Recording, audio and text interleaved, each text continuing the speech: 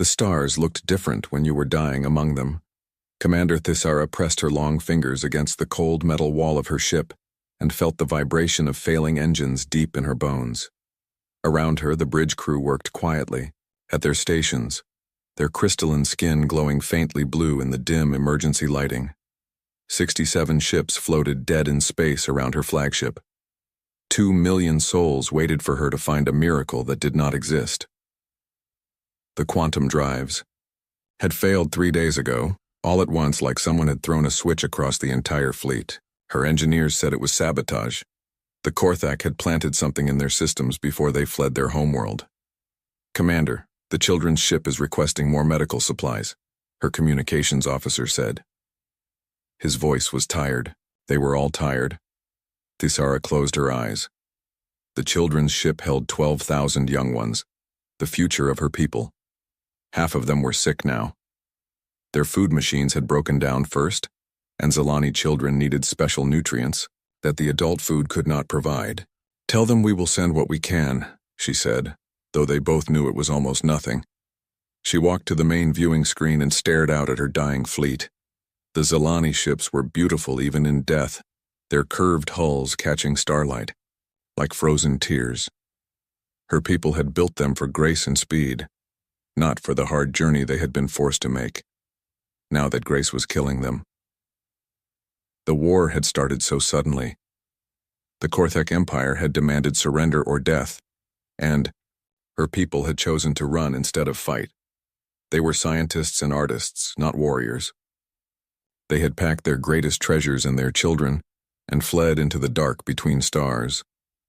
For months they had jumped from system to system, always one step ahead of the Korthak hunting fleets. They had been heading for the far edge of the galaxy, where ancient maps showed empty space and maybe safety. But the Korthak had been clever. They had planted their poison in the quantum drives during the last battle, and now the Zalani fleet was trapped like insects in amber. "Commander," her science officer called out, "the life support systems are down to 38% efficiency. We have maybe 2 weeks before the air becomes too thin to breathe." 2 weeks. Thisara had been hoping for a month. She turned, back to her crew, these brave souls who had followed her into exile and would die with her in the void. "Send a message to all ship commanders," she said. "Tell them to prepare for emergency rationing. Cut everything that is not essential to life." "What about the distress beacon?" her communications officer asked quietly. The question hung in the air like a curse.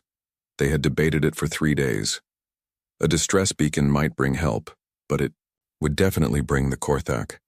Any signal strong enough to reach across the stars would be like lighting a fire in the darkness. "Not yet," Thisara said, though her heart was breaking. "Give me one more day to think."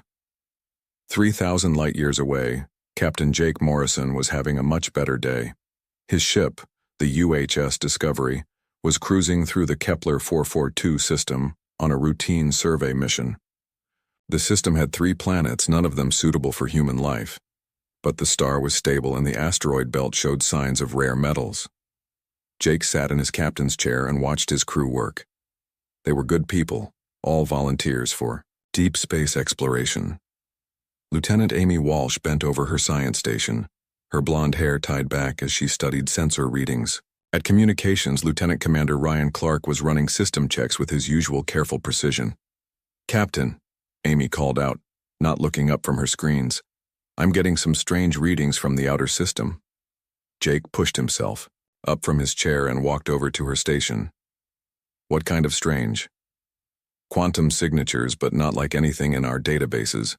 They're artificial, definitely not natural, but the pattern is all wrong." Amy frowned at her instruments.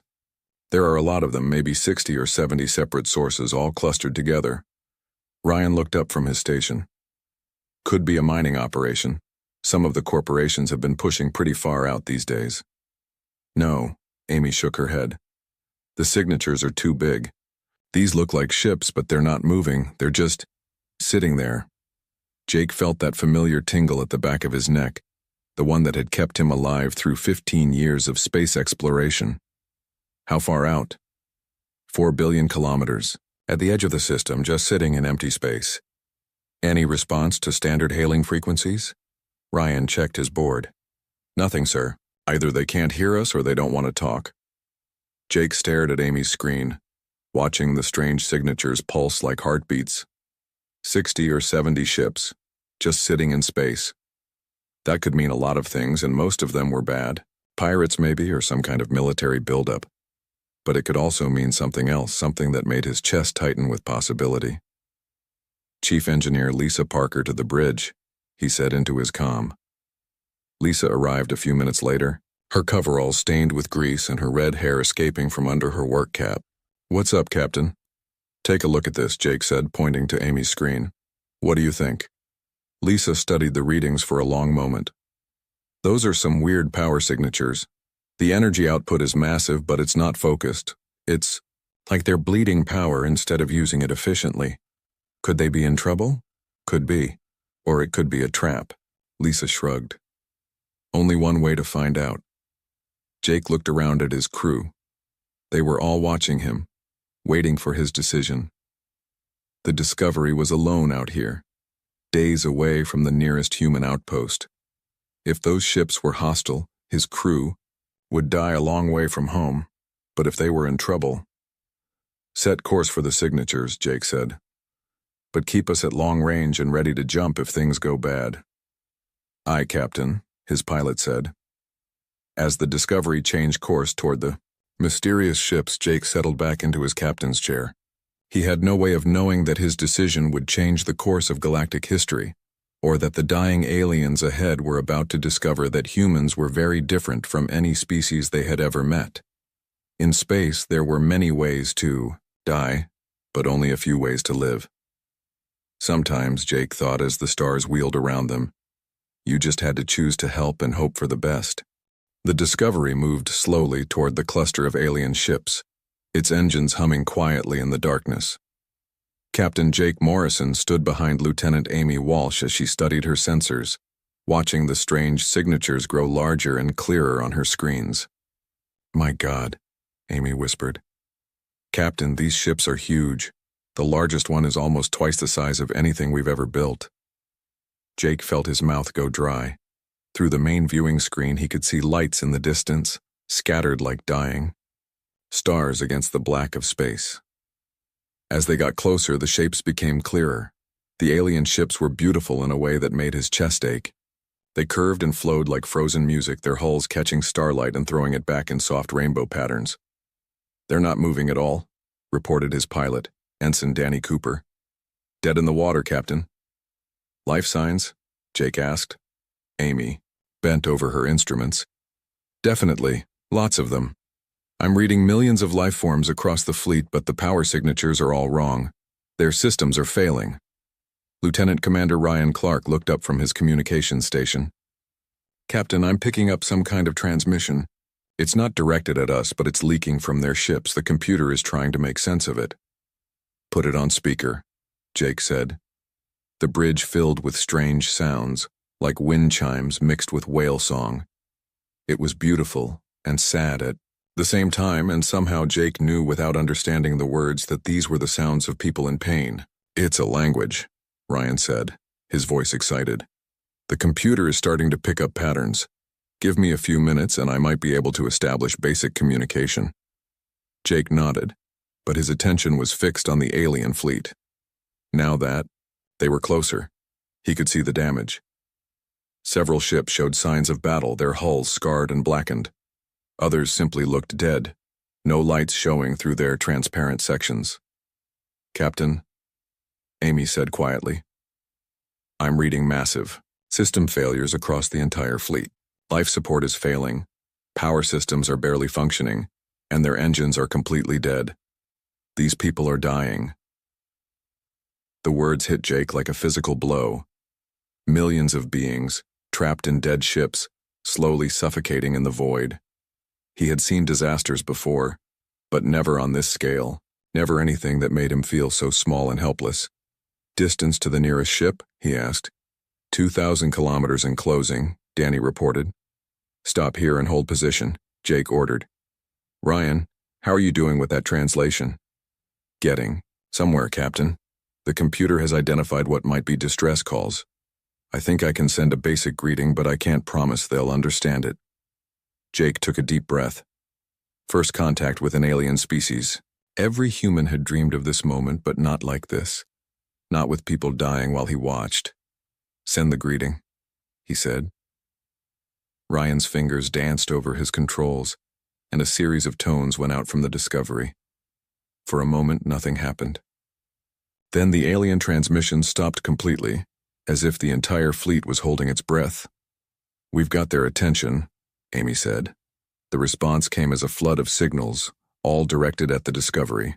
Ryan's computer worked frantically to translate, and slowly words began to appear on his screen. They're asking who we are, Ryan said.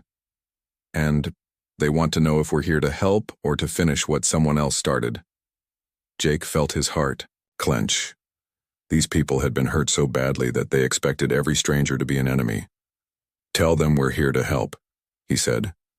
Tell them we're humans, and we want to know what they need. The response took longer this time. When it came, Ryan's face went pale as he read it. Captain, they're called the Zilani. They're refugees from a war. Someone called the Korthak destroyed their homeworld, and they've been running for months.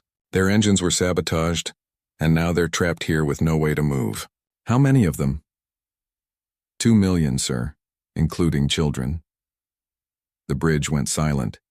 2 million people floating dead in space waiting to die. Jake closed his eyes and tried to think. The Discovery was just one ship with a crew of 200. They had supplies for maybe 6 months and basic medical facilities. What could they possibly do against a disaster this big? Captain, Amy said softly. The nearest ship is moving toward us. Jake opened his eyes and looked at the main screen. One of the smaller alien ships was drifting in their direction, its movements slow and careful. As it got closer, Jake could see that it was damaged, its hull showing signs of hasty repairs. They want to talk face to face, Ryan said, reading the incoming messages. Their commander is coming aboard that ship. Are they armed? I don't think so, sir. At least not in any way I can recognize. Jake made his decision. Drop our shields and open a channel. Let them know they're welcome to come aboard. Sir? Amy looked worried. We don't know anything about these people. They could be dangerous. They're dying, Amy, and they're asking for help. Jake looked around at his crew. Besides, if they wanted to hurt us, they could have done it already. Look at the size of those ships. The alien vessel docked with the Discovery 20 minutes later. Jake waited in the main airlock with Dr. Ben Torres and a security team, not knowing what to expect. When the airlock opened, he got his first look at a living Zilani. She was tall, maybe 7 feet, with long limbs and fingers that ended in what looked like small crystals. Her skin was pale blue and seemed to glow faintly from within. Her face was narrow and elegant, with large eyes that held depths of sadness Jake had never seen before. I am Commander Thisara, she said in careful, accented English. I lead what remains of my people. Captain Jake Morrison, Jake replied. Welcome aboard the Discovery. Thisara looked around the cramped human airlock, taking in the simple metal walls and basic equipment. Your ship is sturdy, she said, as if trying to find something polite to say. It gets the job done, Jake said with a smile. Commander, we've been monitoring your fleet. Dr. Torres here is our medical officer. What can we do to help? Thisara's large eyes filled with something that might have been hope. You would help us? Without knowing who we are or what we have done? Your people in trouble, Jake said simply. That's enough. For a long moment, Thisara just stared at him. Then she spoke, her voice barely above a whisper. Captain Morrison, my people are dying. Our children are starving, our ships are failing, and we have nowhere to go. The Korthak will find us soon, and when they do, they will finish what they started.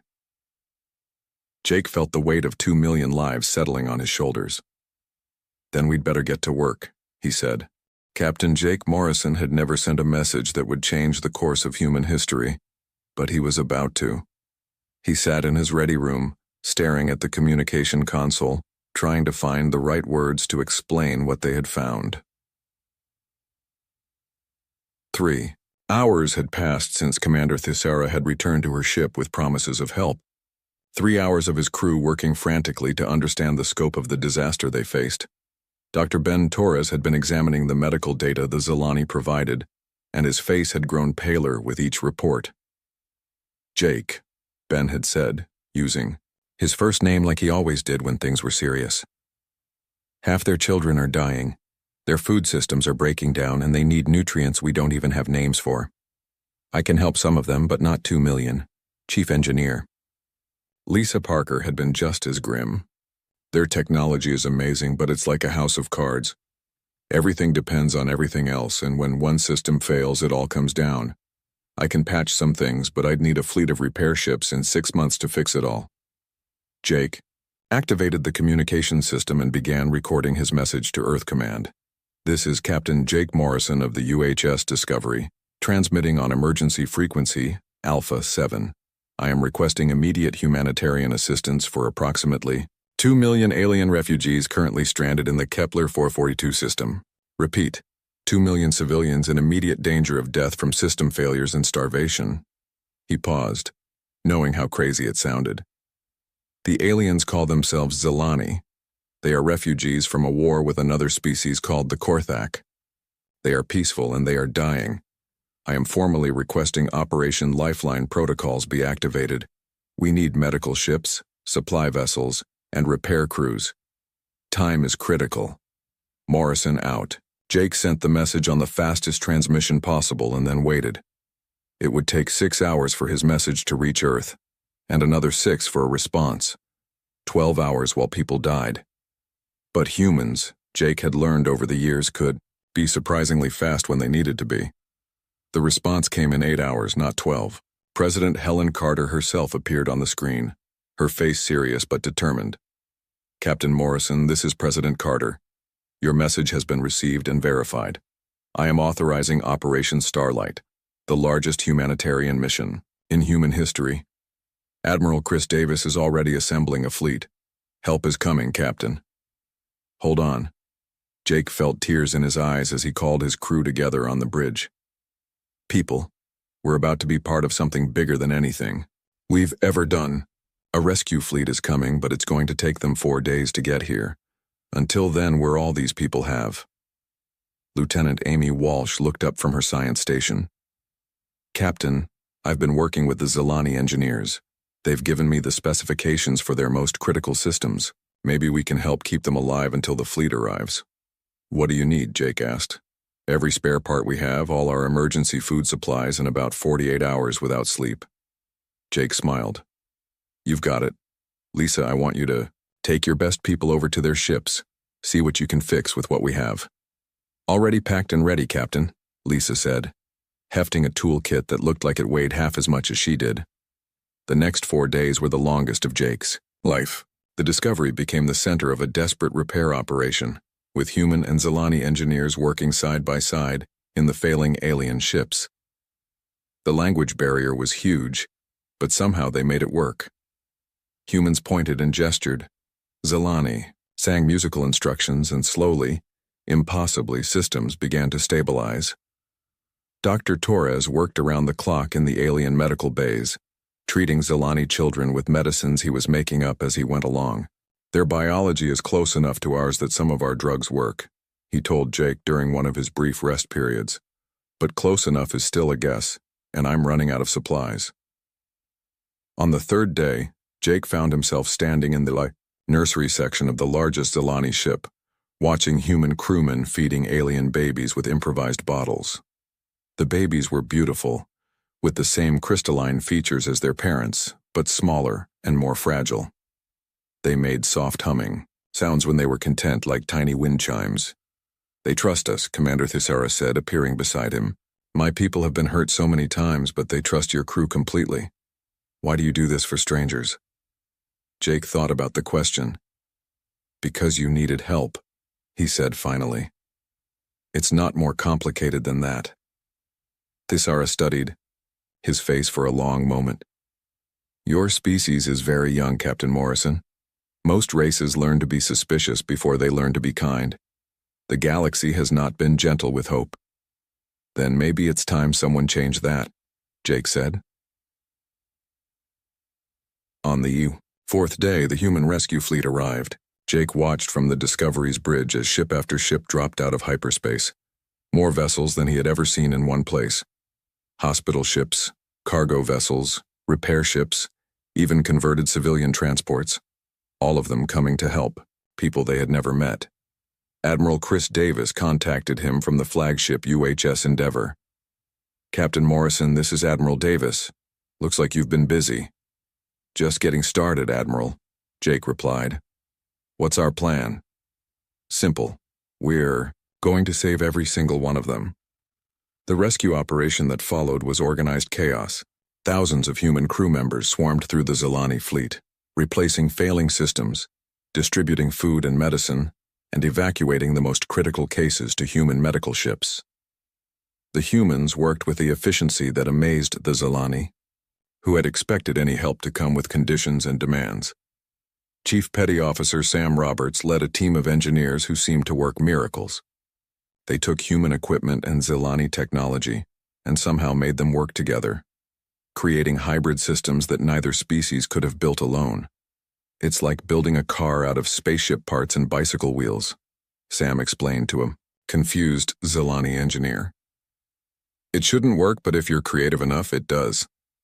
Dr. Megan Foster, the fleet's chief medical officer, set up field hospitals in the cargo bays of human ships, treating Zilani patients with a combination of human medicine and Zilani medical technology.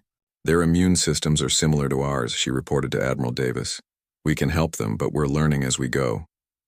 But it was the small moments that mattered most. Jake watched a human maintenance worker teaching a group of Zilani children how to play cards. He saw Zilani engineers sharing their knowledge of quantum physics with amazed human scientists. He watched crews from both species working together to save a failing life support system, neither understanding the other's language but both understanding the urgency. Lieutenant Ashley Bell, the fleet's cultural liaison officer, organized exchange programs between human and Zilani families. "They need to see that we're people too," she explained to Jake, "and we need to understand who we're helping." But even as the rescue proceeded, long-range sensors brought troubling news. Lieutenant Commander Ryan Clark had been monitoring communications across the sector, and what he found made everyone nervous. "Captain," Ryan said, his voice tight with worry, "I'm picking up quantum signatures at the edge of the system. Big ones moving fast. I think the Korthak have found us." The Korthak warfleet dropped out of hyperspace like a storm made of metal and fury. Admiral Chris Davis watched from the bridge of the UHS Endeavour as 36 alien warships took position at the edge of the system, their hulls dark and angular like the teeth of some massive predator. "Admiral," his communications officer reported, "we're being hailed. The signal is coming from their largest ship." "Put it through," Davis said, straightening his uniform. Behind him, Captain Jake Morrison stood with Commander Thisara, who had insisted on being present when the Korthak arrived. The main screen flickered, then showed the interior of an alien bridge. The being that appeared made Davis take an involuntary step backward. The Korthak commander was huge, nearly 8 feet tall, with scaled green skin and eyes like chips of yellow ice. When he spoke, his voice was like gravel grinding against steel. "I am War Master Grathak of the Korthak Third Fleet," the alien said. "You will identify yourselves and explain why you harbor enemies of the Empire." Davis felt every eye on his bridge watching him. This was it, the moment that would define humanity's place in the galaxy. "I am Admiral Chris Davis of the human fleet. These people are refugees under our protection." Grathak's laugh was like the sound of breaking bones. "Humans, we have heard whispers of your species, but you are even more primitive than we expected. Your ships are crude, your weapons are simple, and you dare to interfere in Korthak business. The Zilani are no longer your business," Davis said calmly. "They are under human protection now." "Protection?" Grathak leaned forward, his massive hands gripping the arms of his command chair. "You face 36 ships of the line with your handful of rescue vessels. You cannot protect yourselves, much less these criminals." Commander Thisara stepped forward, her crystalline features glowing with anger. "We are not criminals, Grathak. We are people who refuse to surrender our children to your slaughter. The Zelani will return to face judgment, Grathak snarled. And you humans will withdraw from the system immediately, or be destroyed with them. Davis looked around his bridge, seeing the faces of his crew. They were scared, he could tell, but none of them looked ready to back down. I'm afraid that's not going to happen, War Master. These people asked for our help, and we don't abandon people who need us. Grathak's expression shifted from contempt to puzzlement. You would fight an enemy you cannot defeat for beings you have never met? This makes no sense. Maybe not to you, Davis said, but it makes perfect sense to us. The Korthak commander studied the human admiral for a long moment. You have 1 hour to reconsider, Admiral Davis. After that, we will take what we came for and you will die for your foolishness. The transmission ended, leaving the bridge in tense silence. Davis turned to his tactical officer, Lieutenant Colonel Steve Brooks. What's our situation, Colonel? Steve's face was grim. Not good, sir. They outgun us 3-1, and their ships are built for war while most of ours are rescue vessels. In a straight fight, we'll lose. Then we don't fight straight, Davis said. What do we have that they don't expect? Captain Morrison stepped forward. Admiral, I've been studying the Korthak for the past hour. They're a military species used to fighting enemies who think like they do. But we don't think like them. Explain. Jake gestured toward the main screen, where the Korthak fleet hung in space like a wall of death. They expect us to either run or form up for a traditional battle. They're not expecting us to do something completely crazy. Davis smiled grimly. I'm listening. The plan they came up with was insane, dangerous, and completely human. While the rescue operation continued at frantic pace, the human warships began moving into position. Captain Julie Martinez took her squadron of fast attack, ships out wide, using the system's asteroid belt for cover. Commander Alex Wright coordinated with Zelani technicians to jury-rig human weapons with Zelani power systems, creating hybrid weapons that neither species had ever built before. It's not about winning, Davis explained to his captains over the fleet communication system. It's about showing them something they've never seen before. We're going to fight like humans, not like soldiers. When the hour was up, Grathak contacted them again. Your time is finished, Admiral. Withdraw now or face destruction. War Master, Davis replied. Let me show you something about humans. The battle began with the human fleet doing exactly what the Korthak expected them not to do. Instead of forming battle lines or trying to retreat, the human ships scattered in all directions, moving in patterns that made no tactical sense. Captain Martinez led her squadron in hit-and-run attacks, striking at Korthak ships and then disappearing back into the asteroid field before they could respond. It's like fighting ghosts, one of her pilots reported. They can't predict where we're going because we don't know where we're going. Meanwhile, Commander Wright's modified weapons began taking their toll. Human missiles enhanced with Zelani. Targeting systems found their marks with impossible accuracy, while Zelani energy weapons powered by human fusion reactors punched through Korthak shields like they were made of paper. But the real shock came when the Zelani themselves joined the fight. These peaceful people, who the Korthak had dismissed as harmless refugees, began using their damaged ships to shield human vessels from enemy fire. They couldn't fight, but they could protect the people who were fighting for them. Engineer Nancy Gray was working to repair a damaged human cruiser when a Korthak boarding party tried to take the ship. She sealed herself in the engine room and overloaded the fusion reactor, taking the Korthak boarders with her but saving the ship and its crew. Pilot Officer Dan Cooper led a desperate attack on the Korthak flagship, his small fighter weaving through defensive fire that should have destroyed him a dozen times over. He didn't destroy the massive warship, but he damaged its main gun just as it was about to fire on a hospital ship full of Zelani children. The battle raged for 3 hours, and slowly something extraordinary happened. The Korthak, who had expected an easy victory over primitive humans, found themselves fighting an enemy unlike anything they had ever faced. Humans who sacrificed themselves for strangers. Humans who fought not for conquest or glory, but simply because it was the right thing to do. War Master Grathak watched from his command bridge as his fleet struggled against an enemy that refused to fight by any rules he understood. His ships were more powerful, his weapons more advanced, but the humans fought with something the Korthak had forgotten how to use. They fought with love.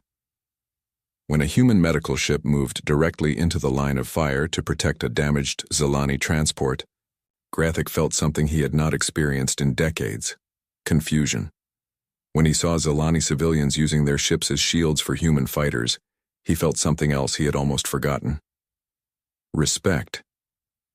The turning point came when Captain Morrison, piloting a damaged escort ship, made direct contact with the Korthak flagship. "War Master Grathak, this is Captain Morrison. I want to talk."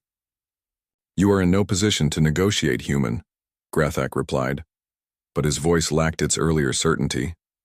"I'm not here to negotiate," Jake said. "I'm here to ask you a question. When was the last time anyone was willing to die for you?" The question hit Grathak like a physical blow. In his long military career, he had seen soldiers die for victory, for glory, for fear of punishment. But die for him personally? Die because they cared about him as a person? Never. "You fight for people you barely know," Grathak said slowly. "People who cannot help you, who offer you nothing in return. Why?" "Because they needed help," Jake said simply.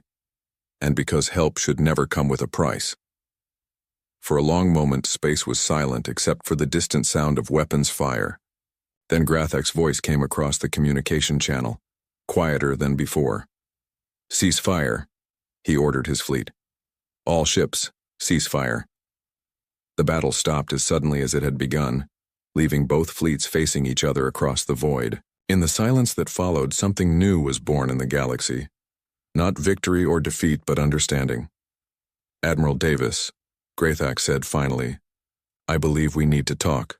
6 months after the battle that changed everything, Captain Jake Morrison stood on the observation deck of New Thisara Station, watching 3 different kinds of ships work together in the space around him. Human supply vessels moved alongside, elegant Zilani transports, while Korthak patrol ships provided security for the growing colony below. It had not been easy getting here. The talks after the battle had lasted for weeks.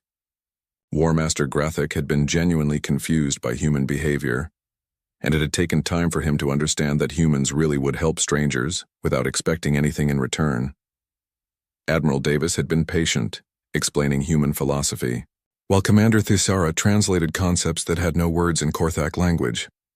"Your species fights like us," Grathak had said during one of their meetings, "but you fight for completely different reasons. We fight to conquer, you fight to protect. I do not understand how this is possible.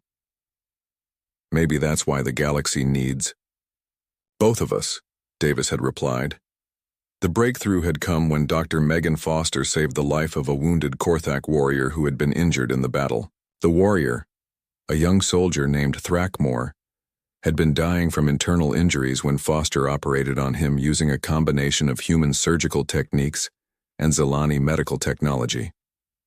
Grathak had visited the human medical bay every day during Thrakmor's recovery, watching human doctors work to save a being who had been trying to kill them just days before. When Thrakmor finally woke up and asked why the humans had helped him, Foster had simply said, "Because you needed help." That simple answer had done more to change Korthak thinking than hours of diplomatic talks. The 3-way alliance that followed was unlike anything the galaxy had ever seen. The Korthak agreed to stop hunting the Zilani and to help them establish new colonies in human space. In return, humans gained access to advanced Korthak military technology and Zilani scientific knowledge, but more importantly, they gained something much rarer in the galaxy: friends. Jake smiled as he watched a group of human children playing with young Zilani in the station's central park. The human kids were teaching the alien children how to play baseball, while the Zilani youngsters showed their new friends how to make their skin glow in different colors. A young Korthak warrior sat nearby, watching the game with intense concentration as he tried to understand the rules. "Captain Morrison," a familiar voice said behind him.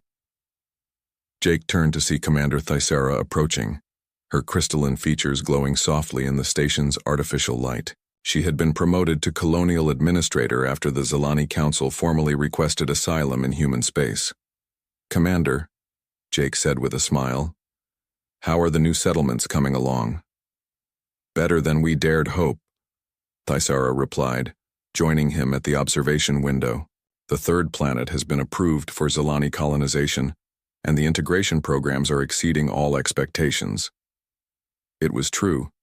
The integration of 2 million Zilani refugees into human space had gone more smoothly than anyone had predicted.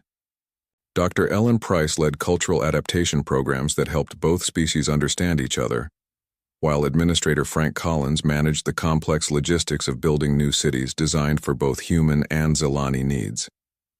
There had been problems. Of course, some humans, led by politicians like Senator Carl Stevens, had opposed bringing aliens into human territory. "We don't know these people," Stevens had argued in the Senate. "How do we know they won't turn on us the moment it's convenient?" But, for every voice of opposition, there had been 10 voices of support. The footage of human crews risking their lives to save alien children had spread across human space, and public opinion was overwhelmingly in favor of helping the refugees. Korthak integration had been even more surprising. General Thrackmore, the same warrior Dr. Foster had saved, had become the Korthak ambassador to human space. His reports back to the Korthak Empire had changed how his people viewed humans entirely. "They are warriors," Thrackmore had written, "but they are warriors who fight for others instead of themselves. They have strength, but they use it to protect rather than to conquer.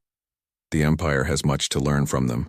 The formal alliance had been signed just 2 weeks ago, with President Helen Carter, Commander Thaisara, and War Master Greythak meeting on neutral ground to establish the Tri-Species Accord. The agreement established trade relationships, mutual, defense pacts, and joint exploration missions to the unexplored regions of the galaxy. "Jake," Thaisara said softly, using his first name as she had learned to do, "I need to tell you something." "What is it?" "Our long-range sensors have detected something at the edge of Korthak space. Another species, one we have never encountered before. They appear to be aggressive." Jake felt that familiar tingle at the back of his neck. "How aggressive?" "They destroyed a Korthak outpost without warning and refused all attempts at communication. Greythak is concerned that they may be expanding into inhabited space." Jake nodded slowly. The galaxy was a big place, and humanity was still learning just how many different kinds of people lived in it. Some of them, apparently, were not as reasonable as the Zilani or as honorable as the Korthak. "What does Greythak want to do about it?" "He has requested a joint task force to investigate. Human ships, Korthak warriors, and Zilani scientists working together to make contact with this new species." Jake smiled. 6 months ago, humans had been alone in the galaxy. Now they were part of something bigger, something that might be able to face whatever challenges the universe threw at them. "Tell Greythak we're in," Jake said. "When do we leave?" 3 days later, Jake stood on the bridge of the UHS Discovery as it prepared to depart New Thaisara. The ship had been refitted with Korthak shields and Zilani sensors, making it more powerful than any vessel in human history. But it was still recognizably human in its solid, practical design. His crew had changed too. Lieutenant Amy Walsh now worked with a Zilani science officer who could calculate quantum equations in her head. Chief Engineer Lisa Parker had learned to combine human engineering with alien technology, creating hybrid systems that were more reliable than anything any single species could build alone. Dr. Ben Torres, now Director of Interspecies Medicine, had developed medical techniques that could treat humans, Zilani, and Korthak with equal effectiveness. His research had saved thousands of lives and earned him honorary citizenship in all 3 species. As the Discovery undocked from the station, Jake received final messages from Admiral Davis and President Carter. The mission was simple in concept, but complex in execution. Find the new alien species, establish contact, and determine if they were a threat to the Alliance. "Captain," Amy reported from her station, "all systems green. The Korthak escorts are in position, and the Zilani science. Ships are ready." Jake settled into his captain's chair and looked around at his mixed crew. Humans, Zelani, and Korthak working side by side, united by a simple idea that had changed the galaxy. Sometimes the right thing to do is just to help. "Take us out," Jake ordered. As the small fleet jumped to hyperspace, heading toward the unknown, Jake reflected on how much had changed since that day when they first encountered the stranded Zelani fleet. Humanity had proven that compassion was not weakness, that helping others made everyone stronger, and that the universe was big enough for everyone if people were willing to work together. The stars ahead held new challenges, new peoples to meet, and new problems to solve. But Jake was no longer worried about facing them alone. The galaxy had learned something important from humanity, and humanity had learned something equally important from the galaxy. Together, they could handle whatever came next.